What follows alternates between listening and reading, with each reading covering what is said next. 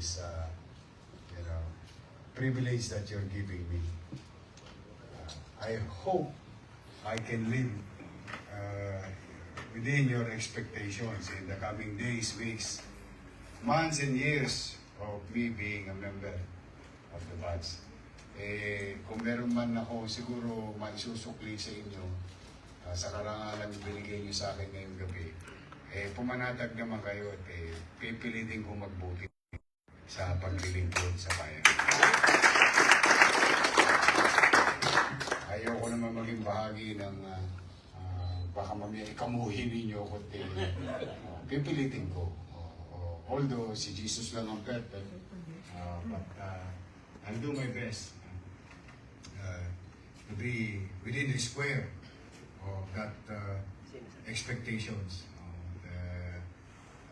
Dito naman sa Maynila, ako bilang hindi lang kabats, bilang alkalde, pumanatag kayo dahil mataas ang pagkilala ko talaga sa organisasyon.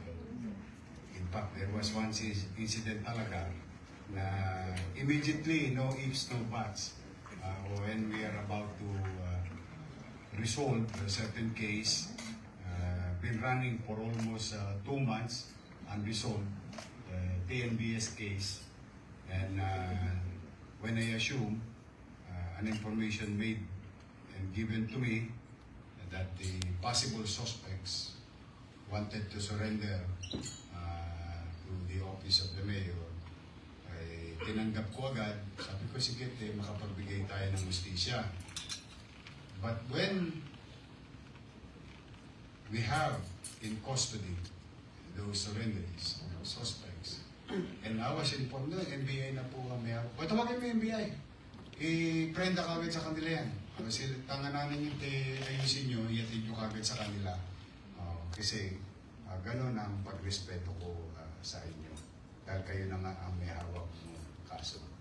And that please gave NBI, Manila Police District, and your city government gave justice to the victims. To the family, no? To the family, particular. At dahil sa kagalingan ng NBI, wala pang 5 oras, nahanap natin yung labi ng biktima na natagpuan natin sa Nueva Ecija. Kaya lagi kayong aasa, not only as batchmate, but the city government will continue to support in our own little way if there is a need, and continue to believe that pag lahat na ligwak na kami, naniniwala ako may NBI pa ang Pilipinas na tatakbuhan ng mga it was and it's going to be, no? Kami, kahit nung hindi pa ako opisyal, pag nakakakita kami ng NBI, tiklop na lahat ang lamesa kagad. Wala nang alam namin matitino at maigagalang ang organisasyon. Talagang timbulan ng pag-asa ng hustisyang inasam ng isang biktima. We also, maybe like you, not a perfect organization, pero ako, paniwala ko, maraming matitino pa rin sa ahensya na ang tanging layunin lang ay tuklin ang kanyang tungkulin na makapagbigay ng hustisya at kapanatagan sa mamamayan. Kaisa ninyo ang lungsod ng Maynila at ng pamahalaan nito. At of course, lalo pa ngayon, may kilya pa. Kung sa kabig nga sa Angola, may kilya doon, lamang ang kabig nito. Siyempre, lalayo pa ba ako? Doon na ako sa mga kaklase ko. Maraming salamat sa inyo. Ngayon ay hinahamon tayo ng panahon, ng sitwasyon. There's some level of assurance. Saka sinabi ko na to publicly and personally to someone. Ayokong maging bahagi ng bagay na ikalilito, ikagugulo ng pamayanan. Ikalilito ng mamamayan, ikagugulo ng pamayan. What we need today, especially in these trying times, economically speaking, is we must come together. In all honesty.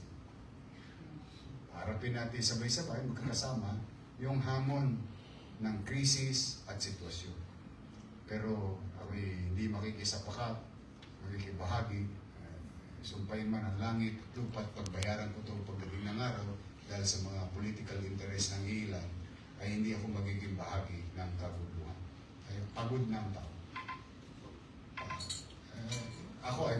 Lagi ako nasa kalsada. I always speak with people. Pero kaya umaasa ang tao sa mga ahensya o departamento o bahagi ng pamahalaan na may ilan pa rin na ipagmamalasakit muna ang tao bago ang sarili. And I do believe NBI, time to shine. In this case, mga ahensya ng pamahalaan na makita ng pamayanan may pag-asa pa. May mga leader, bahagi ng pamahalaan na uunahin pa rin ipagmalasakit ang kanyang mamamayan. I hope someday, somehow, lumiwanag ang kaisipan ng iba nating kasamahan sa pamahalaan.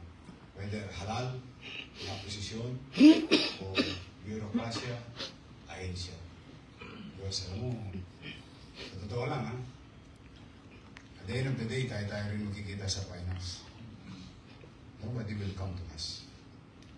They will only come to us outside of this country because of their interest. So their interest must come first. But we, Filipino, will come second. So who will take care of each other?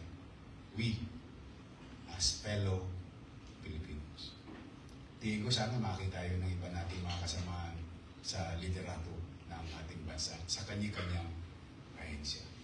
Kaya sa Manila man lamang, magkaroon ng kapanatagan ang 2 milyong mamamayan na natutulog sa gabi at 3 milyong mamamayan na ginagawa ang kanilang bahagi tungkulin sa isa't isa. Dumadako sa lungsod ng Manila. Umasakay. At saka ulit-ulitin ko, hindi po ako anghel. Si Jesus lang ang perfect. I'm still human being. I may be, baka magkulang ako sa ibang bahagi. Pero sa araw-araw na ginawa ng Diyos habang ako'y nasa pamahalaan, lagi kong isinasa-isip na paano ako magiging mabuti sa araw na ito. At paano ko mapapahaba ang kamay ko na mas marami pa tayong mayakap na nasasakupan natin. Yan, lagi ko yan, North Star. Almost every single day. Kaya yun, pipilitin kong tutin. At I hope, yun ay nasa credo ng batch 32.5, Knights 32.5, na maglingkod sa kapwa ayon sa ating mga sinumpahang tungkulin. Magandang gabi at maraming salamat.